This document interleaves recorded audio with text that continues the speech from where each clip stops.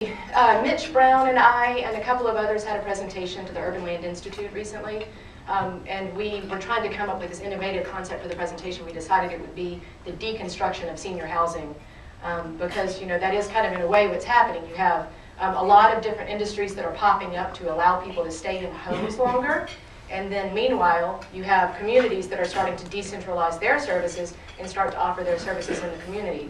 So basically what's happening is everything's being thrown up in the air, and it creates a lot of opportunities for people like Rancho Mission Viejo and for many of you as well, because all of the old paradigms are changing.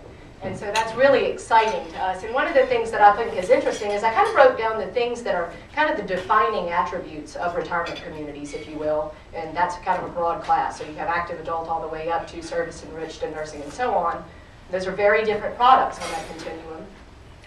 But you have all these different things that communities are really known for, and that's what sets them apart and makes them compelling.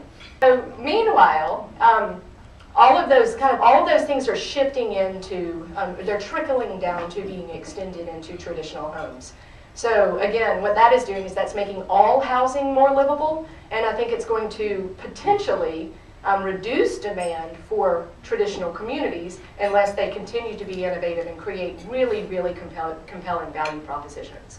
So again, if all these things are extended into the homes, then what do we do as community builders and developers and operators to still get people to want to come? Traditionally, the age-qualified products that we have in the United States only serve 3 to 7, the highest, well, actually in some markets that are very densely penetrated, that number can be as high as 10% or 15%. But still, those numbers are really, really low. So the people who would qualify for age-qualified communities, only about 3 to 5% of them really choose to go into an age-qualified setting. And so, that's kind of a bummer, for those of us who work in this space. And, and then you hear too that people want, people who want active adult want the traditional model of active adult, and they want this, that, and the other. It's like, yeah, but what about all those other people who won't go there, like over their dead body? What do they want, and is there a way to kind of unlock the potential of that? So 90% of age-qualified consumers, or 90% of consumers say that they do want to age in place at home. So there is that as well. And so again, it kind of made us, this is a real big fact that we have really been trying to break. Forgive me.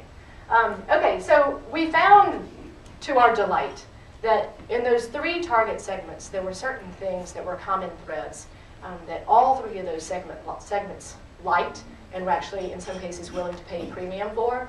And one of them was that they love rolling hills, nature, and wide open spaces. And, thank goodness for that, because that was something that we could offer.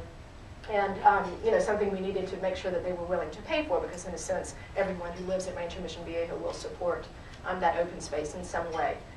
So they also believe that healthy living, fitness, fresh food, and fresh air are essential to living well. They value quality of life more than quality of things. So almost a more self-actualized audience, even in their younger years too. So we like to see that.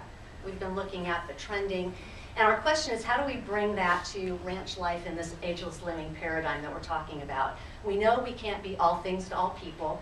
We're building over the next 20 years or so, 14,000 homes. But we have this first village of Sendero that's 1,000. So the question is, how do we align the lifestyle with the consumer research and the brand in a way that's compelling and that it's balanced? Next slide. So we're taking a look at some integrated approaches to quality of life. And one of them that becomes our filter that we're looking at is the dimensions of wellness. And many of you, I'm sure, in this group have heard about the dimensions of wellness. And some of you may be saying, I thought there were 6. But I see you have 8 up there. I think when we started this, there was 6. And it was... I told him maybe I might have 9. Well, he has 9. So physical, social, spiritual, intellectual, emotional, and vocational were really set the standard of integrated wellness and what we look at for programming elements for lifestyle. And as the years have gone on, and we know that we're building sustainably. We're looking at preservation of open space for future generations. The 7th pillar was added, 7th dimension was added for environmental. And then with the downturn of the economy, people working longer, not able to retire as quickly, seeing their finances diminish, the financial and legal security has really become something that people are really focusing on.